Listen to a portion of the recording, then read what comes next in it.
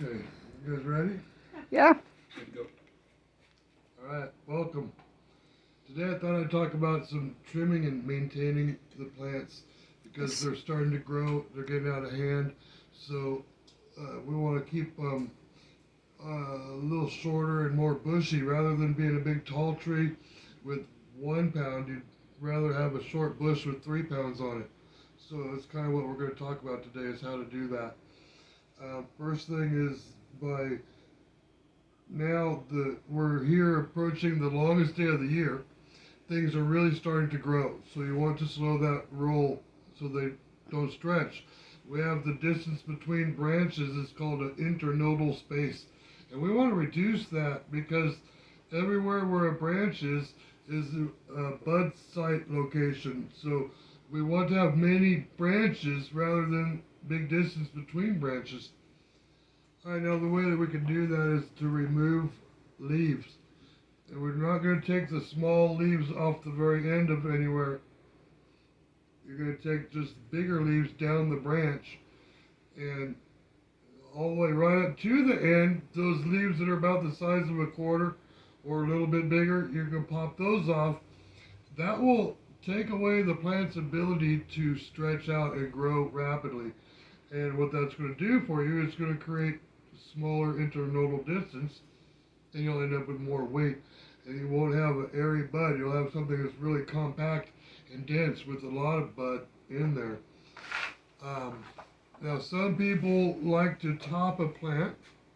I am not one because topping a plant is not natural. It's normally going to look like a Christmas tree, and that's kind of the way I like to let them look.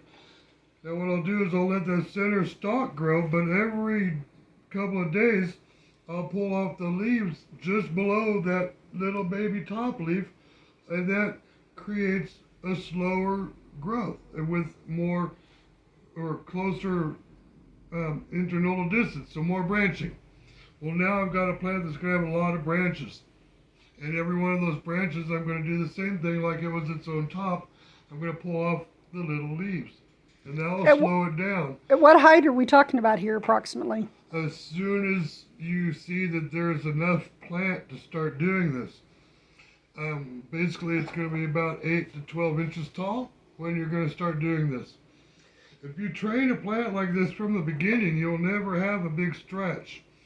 And if we do it right where you've got a small pot in the beginning, and then we give it just a little bit bigger pot a couple of weeks later, and again just a couple of weeks later, you'll end up, by doing this, you'll end up with a little squatty plant that will give you a lot of weight. I've had many plants over the years, and this one year I was out there on this one plant. It was no taller than 3 feet, and it looked thick like a beach ball. And it was perfectly round shaped, and every branch was about the same as structure could be. And it was because I pulled off all those leaves. And that little plant, 3 feet tall, gave me 2 pounds of dried material. There were plants right next to it that were over 8 feet tall. It only gave me like 1 pound per plant. Okay? So this theory, I found out about it a long time ago about pulling the leaves off. It works great. Now, I've had to do the same thing up in the hills, but I have to do it a little different because up in the hills you're working with a lot of critters. There was way more squirrels, gophers, skunks, just the wild animals that will get your product. Not only that, but larger animals like deer and goats, mountain sheep. There was a lot of animals that were a problem to a garden. Now, so when I was young, up in Big Bear, I found this problem to be a real reality at a young age. And the way I overcame it was by letting the plant get tall. Because the animal can only reach so high. Animals don't have access to ladders and so forth. So we could assume that a plant, if it's being eaten down low, and if it gets past tall enough, it will not be eaten anymore. So I learned a long time ago, like a 20-foot tree won't get eaten by a wild burrow that could reach 6 or more feet in the air. And so then what I like to do now is when you're out in the woods or when you've got this problem with other animals, I let it go tall as I can.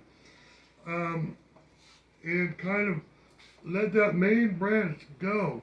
But the other branches, I'll slow them down by doing what I just described with pulling off the leaves.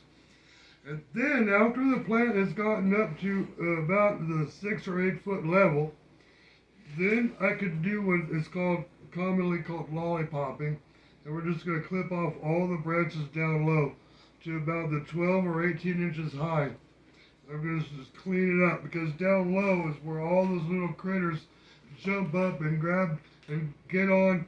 It's like a tree that if it's the first branch is too high, you can't climb the tree. But if there's a branch down low, the tree's easy to climb. So it's that kind of concept that will help keep your plant clean. And so after it gets tall enough, then you can lollipop it. And if you let the top one go, now at this point you're going to want to start slowing it down so you get some good thick branching areas. But then all those branches, you're going to want to thin them down. And then any branch that is coming out of the plant off the main stem, leave that alone. But when a branch starts shooting a branch, you want to pretty much clip those off because the branch on a branch is going to be a small bud. Usually it's going to take up valuable nutrients from the buds on the end. So you're going to get overall less weight, less bud, and nothing will be real firm and hard. And we want weight, and you want nice bud. We're doing this, because some people want to show off, and some people just want a good product at the end. But for any reason, you want to do your best, and these are some of the ways to do that.